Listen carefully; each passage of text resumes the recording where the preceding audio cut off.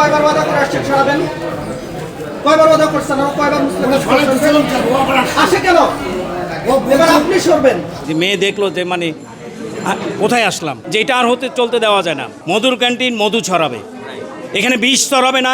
কোনো প্রকার টিস্যু ব্যবহার করতেছে না, টিস্যু চালিয়েও দিচ্ছে না। মানটা আসলে একদম ঠান্ডা, মানটা তত উন্নত না। এখানকার যে কর্মচারী বা মালিক পক্ষ যারা আছে তাদের রূঢ় আচরণ, খুব উচ্চস্বরে আচরণ, আর প্রত্যেকটা জিনিসের দাম 5 টাকা 10 টাকা বেশি। ঢাকা বিশ্ববিদ্যালয়, ঢাকা মধুর ক্যান্টিন, ডাকসু সব কিছু একটা ঐতিহ্যের একটা ধারক বাংলাদেশের।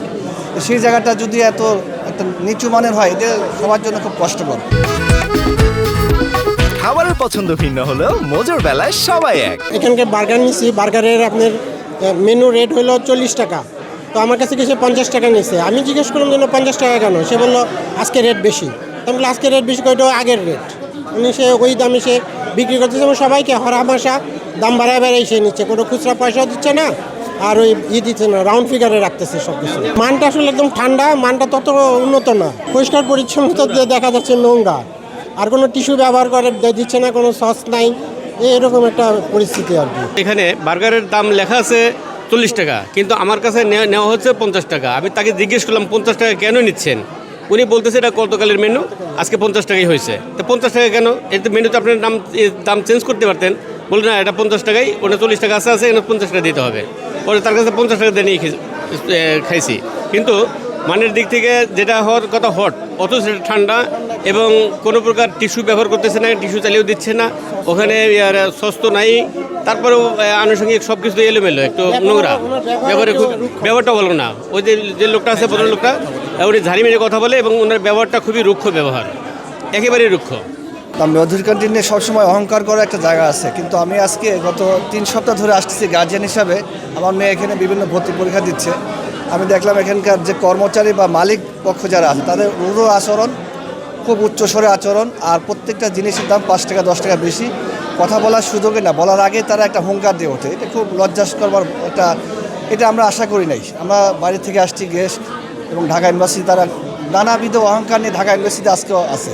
আমরা চাইবো যে এভাবে যাতে এই জিনিসটা খুব একটা লজ্জাস্কর হয়েছে। অনেক গার্জিয়ান অনেক নেগেটিভ কথা বলছে, তো আমরা তো ওভাবে সাহস করে বলতে পারিনি। আজকে আপনারা আসছেন, মিডিয়া আসছে, স্যারকে বললাম এই বিষয়টা সবসময় খেয়াল রাখতে হবে। ঢাকা বিশ্ববিদ্যালয়, ঢাকা মধুর ক্যান্টিন, ডাকসু সব কিছু একটা ঐতিহ্যের একটা ধারক বাংলাদেশের।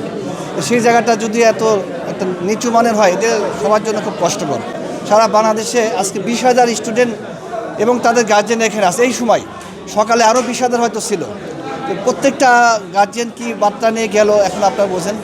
আমরা কর্তৃপক্ষকে এবং ঢাকা বিশ্ববিদ্যালয় কর্তৃপক্ষ যারা আছে তাদের কাছে আমরা করবো পরবর্তী পর্যায়ে তারা যাতে এই বিষয়টা খুব খুব শক্তভাবে দেখে, এবং যে সেবা দেওয়ার যে অহংকারের জায়গাটা যে থাকে সেটা অব্যাহত থাকে। ভাই মা, তুমি চলো আজকে যে মধুর ক্যান্টিন নাম শুনেছ, সেখানে দেখো আমরা কিভাবে এখানে আসা যাওয়া করতাম, কিভাবে কি তোমাকে আজকে আমার মেয়ে আজকে প্রথম ঢাকা ইউনিভার্সিটির পরীক্ষা এখানে আসলো, চিটাগং ইউনিভার্সিটির ভর্তি পরীক্ষার কেন্দ্র এখানে। তো তাকে নিয়ে আসার পরে যথারীতি যখন আমি ওখানে গেলাম সার্ভিং সেক্টরে, তখন আমি বললাম যে ভাই আপনি আমাকে এই জিনিসটা চেঞ্জ করে ওইটা দেন। এইটুকু বলাতে তিনি আমার উপর যে ভাষা প্রয়োগ করেছেন, এটা আমার মেয়ের কাছে আমি খুব লজ্জিত হয়ে গেছি। যে মেয়ে দেখলো যে মানে কোথায় আসলাম। দ্বিতীয়ত এরপরে আমি অনেকক্ষণ আমাকে তারা দাঁড় করিয়ে রাখলো সার্ভিংয়ের ক্ষেত্রে। কেন আমি এটা বললাম, এরপরে যাই হোক আরেকজন ভাইকে দিয়ে আমি চেঞ্জ করে নেওয়ার পরে আমরা খেতে বসলাম। খেয়ে উঠে যখন হাত ধুতে গেলাম, দেখলাম যে সার্ভিং বোর্ডে এখানে যে প্রাইসিং যে বোর্ডটা আছে, সেখানে দেখলাম যা দাম লেখা আছে তার থেকে ওভার প্রাইস তারা বেশি করে নিচ্ছেন। তখন আমি গিয়ে প্রতিবাদ করার পরে আমাকে বললাম যে ভাই আপনি আমার কাছে এই জিনিসের দাম এত, আপনি আমার কাছে কেন এটা নিলেন? কেন নিয়েছি তাতে কী হয়েছে? এটা তো কোনো কথা বললেন না আপনি।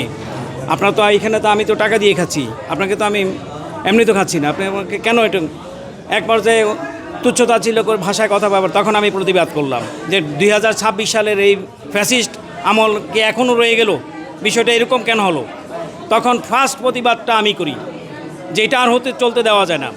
তখন এক পর্যায়ে আমার সাথে আরও কয়েক ভাই যখন বললে, যখন আমার এই কথা শুনলো যে ভাই আমাদের কাছে তো বেশি নিয়েছে, তখন তারা টনক নড়লো। তখন তারা আমার টাকাটা ফেরত দিল, এবং আমার কিছু ভাইদের টাকা ফেরত দিতে বাধ্য হয়েছে। আমি যে প্রতিবাদ করলাম, টাকা ফেরত দিল, উনি আমাকে বলে ফেললেন আমি নাকি পরিবেশ নষ্ট করে ফেললাম। তখন আমি বললাম হাউ ফানি, কী বলেন আপনি? চোরকে চোর বলবো না, এটা কী কথা বললেন আপনি? চোরকে আমি চোর বলেছি, এটা আমার অপরাধ কি? আমি কি পরিবেশ নষ্ট করলাম বলেন আপনি আমাকে? তো এক পর্যায়ে লাস্টে উনি আমার সাথে আরও বাজে ব্যবহার করা শুরু করেছেন। তখন আমি বাধ্য হয়ে আমি প্রক্টর অফিসে গেলাম, লিখিত অভিযোগ করেছি।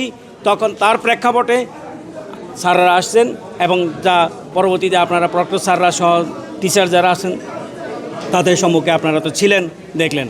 তো আমরা মনে করি মধুর ক্যান্টিন মধু ছড়াবে, এখানে বিষ ছড়াবে না,